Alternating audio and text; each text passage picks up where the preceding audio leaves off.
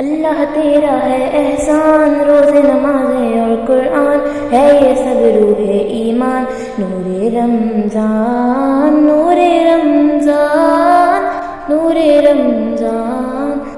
علم و ادب سکھلائیں گے، دین خدا پھیلائیں گے، مسجد میں بھی جائیں گے، حمد و نعت سنائیں گے۔ اللہ تیرا ہے احسان، تو نے بڑھا دی سب کی شان، آیا ہے بن کے مہمان، نور رمضان نور رمضان۔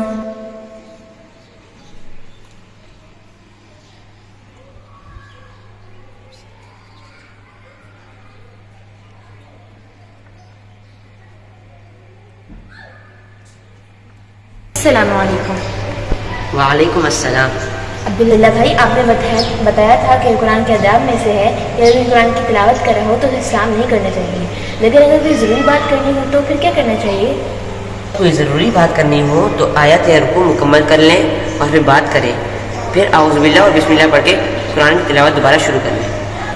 صحیح، مجھے سمجھ آ گیا۔ اور قرآن کی تلاوت کرتے ہوئے اگر یہ سجدہ آ جائے پھر کیا کرنا چاہیے؟ فوراً سجدہ کرنا چاہیے، اس کے لیے کھڑے ہو کر اللہ اکبر کہہ کر ہاتھ اٹھانا ضروری نہیں۔ عبداللہ بھائی، آپ مجھے کر کے دکھا سکتے ہیں؟ جی ضرور۔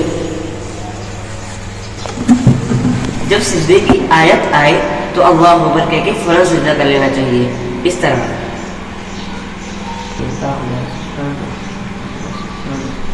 اللہ اکبر، یہ ہے سجدے کا طریقہ۔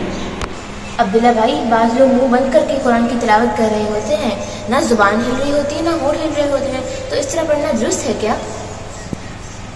پڑھنا درست نہیں ہے، کیونکہ اس سے صرف زیارت قرآن کا ثواب ملتا ہے، قرآن کی تلاوت کا ثواب ہمیں نہیں ملتا۔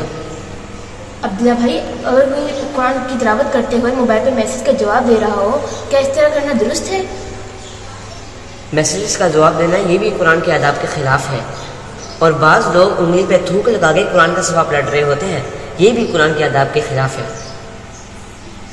ہمیں تو الحمدللہ قرآن کے آداب کی سمجھ آ گئی ہے، کیا آپ کو بھی؟